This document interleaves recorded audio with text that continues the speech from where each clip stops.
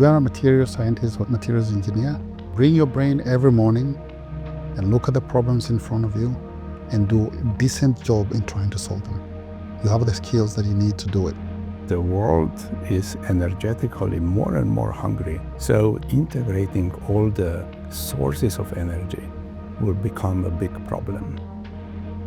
Traditional memory technologies usually consume more power than these materials because ferroelectric material retain the spontaneous polarization without continuous power supply. So this can significantly reduce the energy consumption.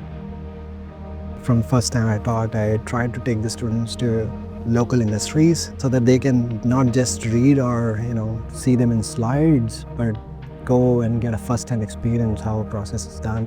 We go check out how a casting is done, how a liquid metal feels like when it is flowing in front of you. Something else for students to keep in mind, particularly if you're doing research, is to always keep an eye open or an open mind, if you will, about what your discovery could actually be useful for. You may approach it with a very specific technical goal, but it might be used in a completely different context. You start defining yourself, I'm an engineer. You put a boundary to your thinking. I'm a scientist. You put a boundary to your thinking. Why can't you be both? Because that's what the materials engineering trains you.